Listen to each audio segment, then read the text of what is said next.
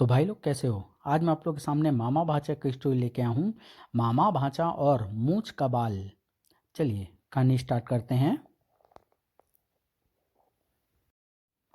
माधवपुर गांव के जमींदार ठाकुर शमशेर सिंह की गिनती उन गिने चुने लोगों में होती थी जो अपना वचन पूरा करने के लिए प्राण निछावर करने तक में नहीं चूकते थे। वहीं गांव में ही नहीं, गांव से बाहर भी दूर दूर तक उनकी प्रसिद्धि के चर्चे फैले हुए थे। ठाकुर का चरित्र भी निर्मल था और उनका व्यक्तित्व भी बहुत शानदार था। खूब लंबा चौड़ा हुष्ट पुष्ट शरीर, शानदार बड़ी बड़ी मूछें। जब वे बाहर निकलते तो लोग उनके सिंह जैसी चाल को देखकर उनकी सराहना करने लगते थे। कहावत है कि लक्ष्मी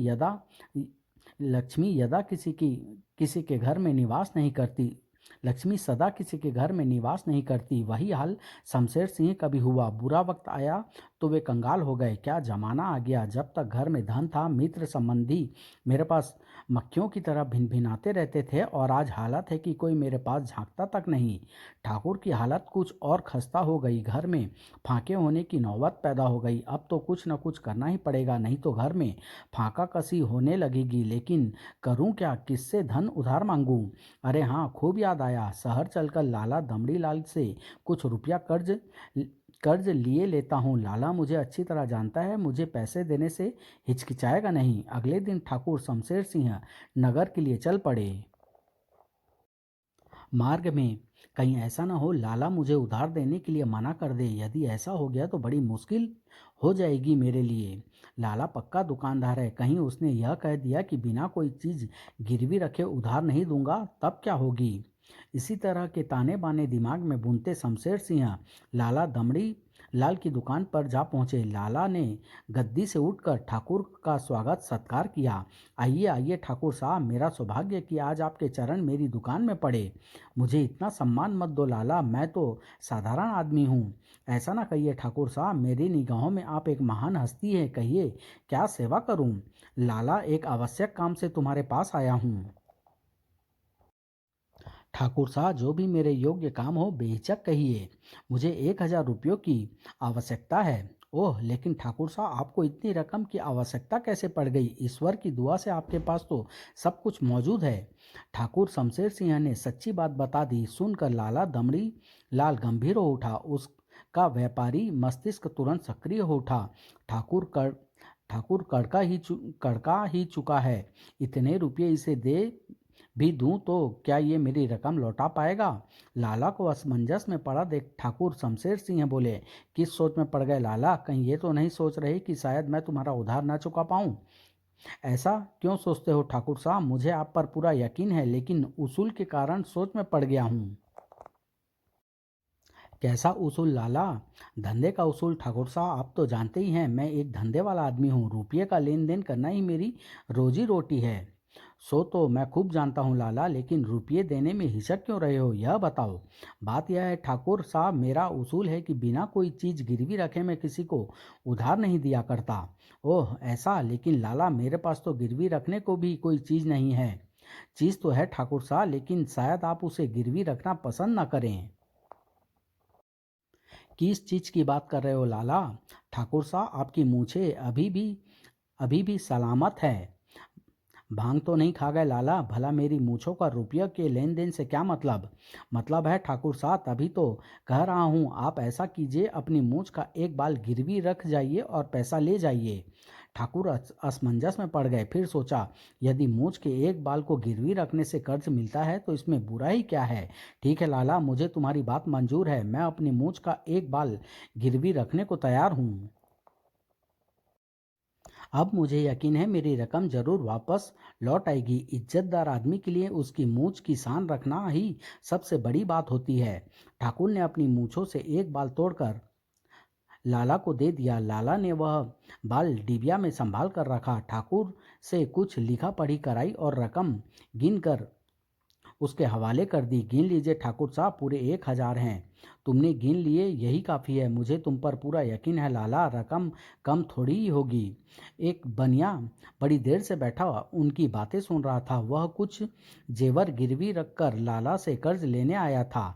सिर्फ मूछ के एक बाल को गिरवी रखकर इतनी बड़ी रकम उधार दिए जाते देख उसे ताज्जुब हुआ। कमाल है, आज ही अब यह मुंजी लाला इतना मेहरबान कैसे हो गया जो सिर्फ एक मूछ का बाल गिरवी रखकर इतनी बड़ी रकम थमा रहा है।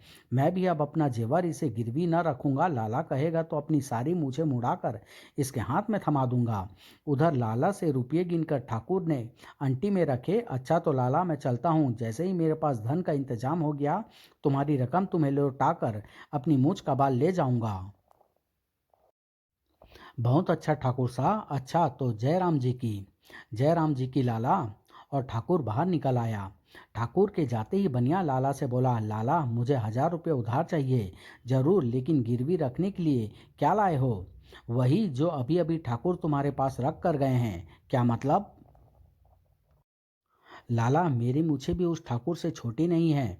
आपने उनकी मूछ का सिर्फ एक बाल ही गिरवी रखा है। मैं तो आपकी सारी मूछें देने को तैयार हूँ। बुलवाइए नाई को। लाला गुस्से से बिभर उठा। पाजी बेईमान, निकल जा मेरी दुकान से। खबरदार जो आइंदा से मेरी दुकान पर कदम रखा। अरे अब तो बिगड़ गए लाला। मैंने ऐसी क्या बात कह दी जो गुस्से से लाल पीले हो गए? तुमने बात ही ऐसी कर दी। तुम अपनी मूछों की तुलना ठाकुर की मूछों से कर रहे हो। लाला, मूछे मूछे एक जैसी, फिर इसमें अंतर की क्या बात है? बहुत अंतर है। ठाकुर की मूछे एक मर्द की मूछे हैं और तुम्हारी तुम्हारी मूछों की कीमत तो एक ढेले की भी नहीं। जानते हो, मैंने ठाकुर को सिर्फ उसकी मूछ का एक बाल गिरवी रख ही इतनी बड़ी रकम उधार क्यों दे दी? सुनो, ठाकुर खानदानी आदमी है। मैं उसके परिवार को वर्षों से जानता हूँ। आज उसका हाथ तंग है, तभी वह मुझसे कर्ज लेने आया था। अन्यथा इसके खानदान में आज तक किसी ने भी पैसे के लिए हाथ नहीं पसारा। मुझे पक्का विश्वास है अब जब तक ठाकुर अपनी मूछ का बाल मुझसे न छुड़ा लेगा उसे चैन नहीं आएगा। वह जल्दी से जल्दी अपनी इज्जत को हासिल करना चाहेगा और जब लौटेगा तो मेरी रकम लेकर, इससे पहले नहीं, क्योंकि ठाकुर असली मर्द है। तो क्या मैं मर्द नहीं हूँ? ये देखो कितनी बड़ी बड़ी मूछें हैं मेरी। ये भी कोई मूछें हैं? तुम्हारी जैसी मूछें नाई रोज ही मूंदते रहते हैं और बदले में मुढ़ाई का पैसा भी लेते हैं। बेवकूफ़, कीमत ठाकुर की उन मूछों की नहीं, उस वचन की है जो उसने मुझे दिया है। मूछ तो उस वचन का प्रतीक मात्र है बस। बनिए का मुंह लटक गया। उसने भरे मन से जेवर निकाला और लाला को थमा दिया। लो लाला, अब तो मुझे कर्ज दोगे ना? हाँ हाँ, क्यों नहीं, यही तो मेरा धंधा है, अभी लो। राजस्थान के एक गांव में चार मित्र रहते थे। उनके नाम थे आलाजी, बालाजी, दीनू और कान्हा। एक साल वर्षा बिल्कुल नहीं हुई। फसलें सूख गई, मेहनत मजदूरी भी मिलनी बंद हो गई। एक शाम चारों मित्र इकट्ठे हुए, आपस में विचार विमर्श किया। दोस्तों, बड़ा बुरा वक्त आ गया है। गांव में रहकर तो गुजारा करना भी कठिन हो गया है। मेरे घर में तो 2-3 महीने के लिए ही अनाज रह गया है। उसके बाद गुजारा कैसे होगा, यही चिंता मुझे खाई जा रही है। दीनू और कान्हा ने भी अपने घर की हालत बतलाई। फिर बोले, क्यों न हम नगर चले चलें। मेहनत मजदूरी करेंगे और धन भेज दिया करेंगे। तुम ठीक कहते हो, अब यही करना पड़ेगा। चारों सहमत हो गए। फिर एक दिन चारों एक एक दिन का भोजन का प्रबंध कर नगर में मेहनत मजदूरी का काम ढूंढने निकल पड़े। चलते चलते शाम हो गई। सुनसान जंगल में एक कुएं के पास पहुंचकर आम के पेड़ के नीचे चारों मित्र रुक गए। आज रात यहीं विश्राम करते हैं, सुबह सूर्योदय से पहले ही यहाँ से चल पड़ेंगे। चारों ने अपने अपने थैले से निकालकर भोजन किया। फिर सोने से पहले चारों ने विचार विमर्श किया। मित्रों, रात अंधेरी है और स्थान भयानक, क्यों न चारों बारी बारी से जागकर पहरा दें। बाकी तीन सोए, एक पहरेदारी करता रहे। तीनों ने उनके सुझाव को पसंद किया। तो पहले मैं जागता हूँ, बाकी तुम तीनों सो। बाद में कोई एक जागकर पहरेदारी करेगा, मैं सो जाऊंगा। बाकी तीन सो गए। तीनों मुस्तैदी से जागता हुआ उनकी रखवाली करने लगा। कुछ ही समय बीता था कि पेड़ से एक आवाज आई, हटो बचो, मैं गिरता हूँ। दीनू ने चौंक कर पेड़ के ऊपर की ओर देखा। यह किसकी आवाज है? कौन गिरना चाहता है पेड़ पर? कोई भूत प्रेत तो नहीं? आवाज फिर आई, हटो बचो, मैं गिरता हूँ। इस बार दीनू ने जी कड़ा कर आवाज की दिशा में कहा, गिरता है तो गिर जा, मुझे क्या, मैं नहीं हटूंगा। तभी एक आम का फल नीचे टपका और दीनू के सिर से टकरा कर नीचे जा गिरा। दीनू ने आम उठाया। अरे वाह, ये तो आम है, पर इसे सवेरे खाऊंगा, अभी नहीं। आवाज़ फिर आई, जो भी इसे खाएगा भविष्य में राजा बनेगा। तब तो मैं सुबह इसे जरूर खाऊंगा और अब बाकी दोस्तों को भी नहीं जगाऊंगा, नहीं तो वे इस आम को मुझसे छीन लेंगे। दीनू ने आम का वह फल अपने थैले में रख लिया। कुछ ही देर बाद फिर वैसी ही आवाज़ आई। दीनू ने वही जवाब दिया। जवाब में फिर एक आम पेड़ से नीचे टपका। अरे वाह, दूसरा आम, इसे भी कल ही खाऊंगा। इस आम को जो भी खाएगा वह जब भी प्रसन्नता से हंसेगा उसके मुंह से रत्न निकलने लगेंगे, और यदि रोएगा तो आंसू मोती बन जाएंगे। वाह, यह तो बहुत चमत्कारी पेड़ है, इससे तो भाग्य बदल देने वाले आम गिर रहे हैं, पर खाऊंगा इसे भी कल ही। तीसरी बार आम टपका तो उसे फिर आवाज़ सुनाई दी। इस आम को खाने वाले को कारावास का दंड भोगना पड़ेगा। इसे मैं हरगिज नहीं खाऊंगा। इसमें निशान लगा दूं ताकि धोखे से कल दूसरे आमों के साथ इसे भी ना खा जाऊं। और वह आम भी दीनू के थैले में समा गया। फिर वह और आम टपकने की प्रतीक्षा करने लगा, लेकिन फिर कोई आम पेड़ से न टपका, यहाँ तक कि उसे नींद आ गई और वह सो गया। सुबह जब तीनों दोस्त उठे तो दीनू सोया पड़ा था। तीनों नित्य कर्म से फारिग होकर मुंह हाथ धोकर वहाँ आ बैठे। एकाएक कान्हा बोल उठा। अरे वाह, दीनू के थैले में तो पके आम रखे हैं, लगता है रात पेड़ से खूब आम टपके हैं, दीनू ने खूब खाए होंगे। तभी तो उसने थैले में तो फिर देर किस बात की, आओ नाश तभी तो उसने थैले में सिर्फ 3 आम ही रख छोड़े हैं। हम इसने ये आम हम ही तीनों के हिस्से के रख छोड़े होंगे, तो फिर देर किस बात की, आओ नाश्ता इन आमों का ही करें। तीनों ने एक एक आम खा लिया। दीनू सोकर उठा तो उसने आम गायब पाए। बेचारे ने किसी से कुछ न कहा, चुपचाप खून के से घूंट पीकर रह गया। चारों फिर चल पड़े। चारों एक नगर के दरवाजे पर पहुंचे। अचानक नगर वासियों ने उन्हें घेर लिया। वे लोग हाथों में मालाएं लिए हुए थे। एक ने आगे बढ़कर कान्हा के गले में माला डाल दी। हमारे नए राजा की जय, जय जय जय। कान्हा हक्का बक्का रह गया। मैं आपका राजा? नहीं नहीं, आप लोगों को गलतफहमी हो रही है। मैं तो एक बहुत गरीब आदमी हूँ, रोजी रोटी कमाने के लिए अपने मित्रों के साथ पहली बार आया हूँ। कुछ भी हो, आज से आप ही हमारे राजा हैं। ज्योतिषी जी ने यही बताया था। क्या बताया था तुम्हारे ज्योतिषी जी ने? सुनिए, हमारे महाराज का अभी हाल ही में इंतकाल हुआ है। वे कोई उत्तराधिकारी नहीं छोड़ गए, इसलिए नगरवासियों ने तय किया कि वे आगामी राजा प्रजा के बीच से ही किसी व्यक्ति को चुनेंगे। लेकिन भाइयों, मैं तो इस नगर का रहने वाला भी नहीं हूँ। फिर सुन तो लीजिए महाराज, हमने राज ज्योतिषी की सलाह ली। ज्योतिषी ने कहा, आज भोर होते ही जो पहला पुरुष नगर में प्रवेश करे उसी को अपना राजा बना लो। इन चारों में क्योंकि आप ही के कदम सबसे पहले प्रवेश द्वार पर पड़े थे, अतः हमने आप ही को अपना राजा चुन लिया है। अचानक आला जी पर हंसी का दौरा पड़ गया। वह इतने जोर से हंसा कि उसकी आंखों में आंसू आ गए। कान्हा और नगर का राजा, वाह रे भाग्य! जैसे ही आंसू टपक कर जमीन पर गिरे तुरंत ही हीरे बन गए। हैं, ये कैसा चमत्कार! आला जी की आंखों से टपके आंसू हीरे बन गए। क्या कहने, ऐसा चमत्कार तो ना कभी देखा और ना कभी सुना। इस प्रकार कान्हा नगर का राजा बन गया। आला जी को भाग्यशाली मान उसने उसके सम्मुख प्रस्ताव रखा। मित्र, तुम भाग्यशाली हो, मैं तो यहाँ का राजा बन गया, तुम मेरे प्रधानमंत्री बन जाओ। इस प्रकार जब मेरे खजाने में धन की कमी होने लगे तुम हंस पड़ना। तुम्हारे आंखों के आंसू हीरे बनकर नीचे गिरने लगेंगे तो हम उन्हें बेचकर फिर से अपना कोष पूरा करेंगे। मुझे स्वीकार है, लेकिन अपने शेष दोनों मित्र, तुम दोनों भी नगर में अपना भाग्य आजमाओ, हम दोनों तुम्हारी पूरी मदद करेंगे। दोनों मित्र ने एक दूसरे की ओर देखा, फिर एक दृढ़ निश्चय के साथ बोले, ठीक है दोस्त, ये तो अपना अपना भाग्य है। तुम दोनों भाग्यशाली साबित हुए जो तुम्हें एकाएक यूं संपन्नता हासिल हो गई। हम भी अपना अपना भाग्य आजमाएंगे। हमारे भाग्य में जो लिखा होगा वह हमें भी मिल जाएगा। दोनों चलने को हुए तो आला जी का दिल भर आया। उसके नेत्रों में आंसू आ गए। मिलते रहना दोस्त, कभी भी मदद की ज़रूरत पड़े तो हमें ज़रूर याद कर लेना। इसके उसके नेत्रों से आंसू टपक कर नीचे गिरे तो तत्काल मोती बन गए।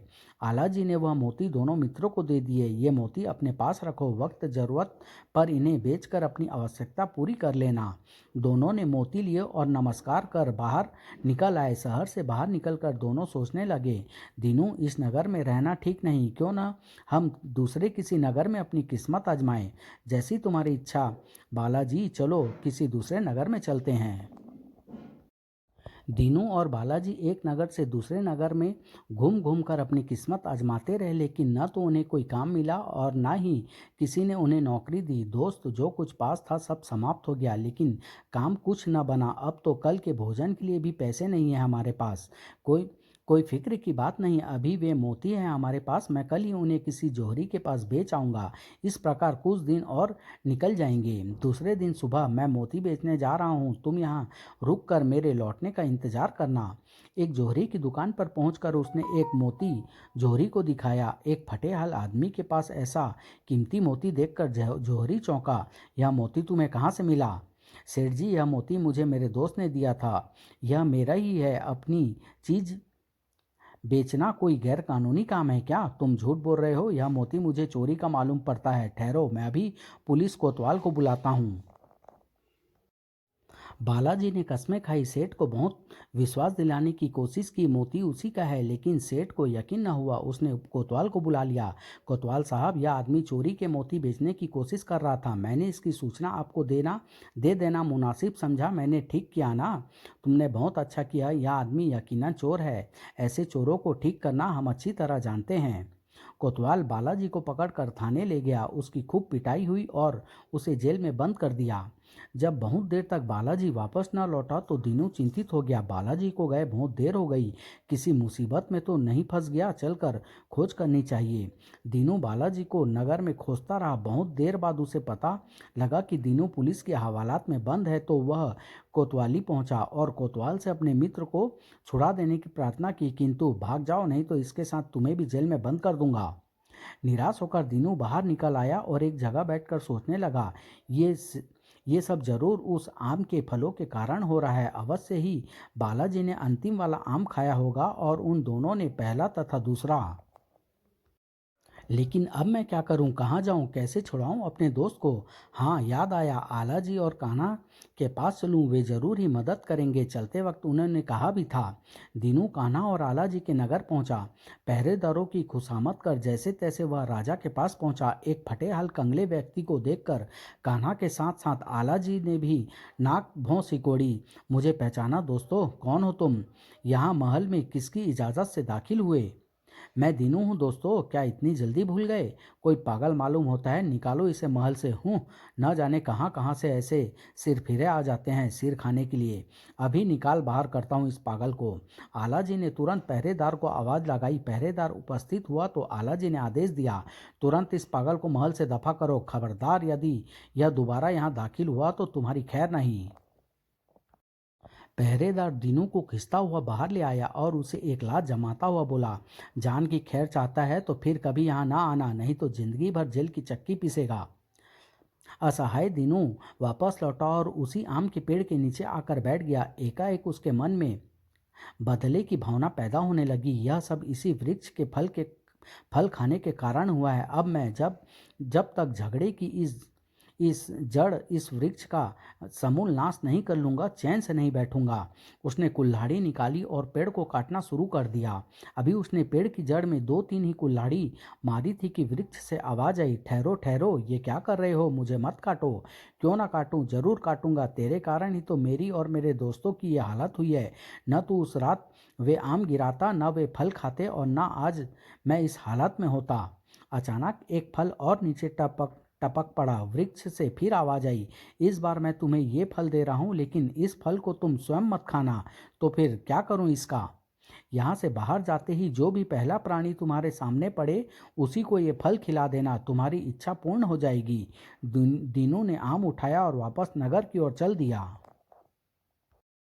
सबसे पहला जीव जो उसे नजर आया एक घोड़ा था। दीनू ने वह आम उस घोड़े को खिला दिया। फल खाते ही घोड़े में एक चमत्कार हुआ। वह मनुष्यों की बोली बोलने लगा। हुक्म कीजिए स्वामी, क्या सेवा करूं?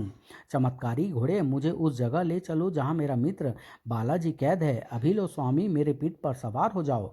दीनू घोड़े पर सवार हो गया। घोड़ा हवा की रफ्तार से आकाश में उड़ने लगा। बात ही बात में घोड़े ने दीनू को उस नगर के कैद खाने के सामने पहुंचा दिया। और कोई सेवा स्वामी, मेरे मित्र को कैद से छुड़ाओ।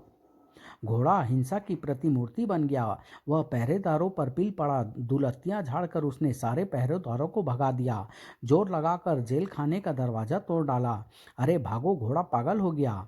दीनू ने जल्दी से अपने मित्र को जेल खाने से आजाद किया, उसे अपने साथ घोड़े पर बिठाया और वायु वेग से पुनः उस नगर की ओर चल दिया जहां कान्हा राजा और आलाजी प्रधानमंत्री बना हुआ था। मार्ग में बालाजी ने आश्चर्यचकित स्वर में पूछा, दोस्त यह क्या करिश्मा हो गया? ऐसा चमत्कारी घोड़ा तुम्हारे हाथ कहाँ से लग गया? यह कहानी बाद में सुनाऊंगा बालाजी, पहले उन दोस्तों को तो दंड दे लूं।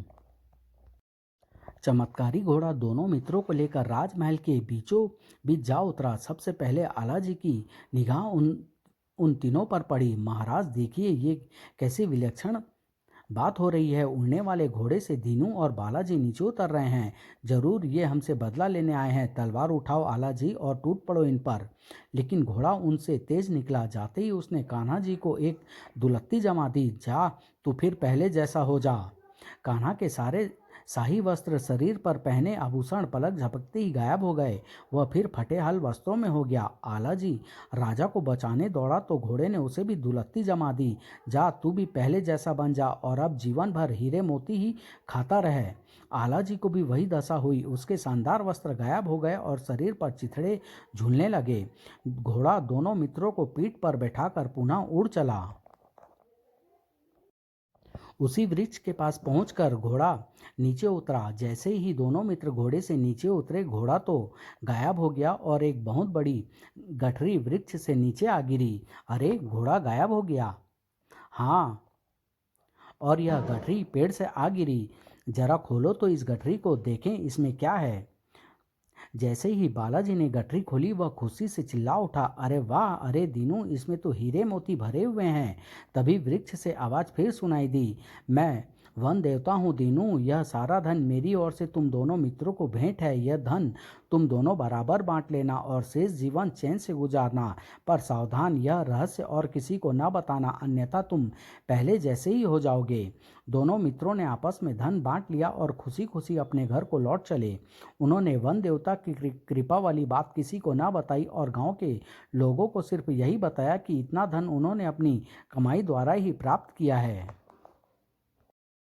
उधर कान्हा और आलाजी का बहुत बहुत दुर्दशा हुई हुई थी। जो भी कपड़े पहनता तुरंत चिथड़े बन जाते, धन पर हाथ रखता तो वह पत्थर बन जाता। दरबारी और प्रजा उसे धिक्कारने लगे और एक दिन हालत यहाँ तक पहुंची कि उन्होंने कान्हा को धक्के मारकर राज्य से बाहर निकाल दिया और उसकी जगह नया राजा चुन लिया। कान्हा की तरह आलाजी की भी कम दुर्दशा न हुई। वह भूख से तड़पने लगा। रोटियों को हाथ लगाता तो वे हीरे मोती बन जाती।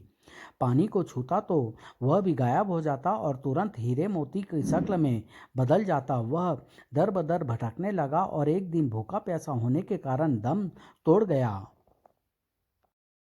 आत्मग्लानि के कारण कान्हा भी ज्यादा दिन तक न जी सका। गलियों की खाक छानते हुए, दर बदर की ठोकरें खाते हुए वह एक आवारा पशु की तरह जिंदगी व्यतीत करने लगा और एक दिन ऐसी हालत में उसकी भी मृत्यु हो गई।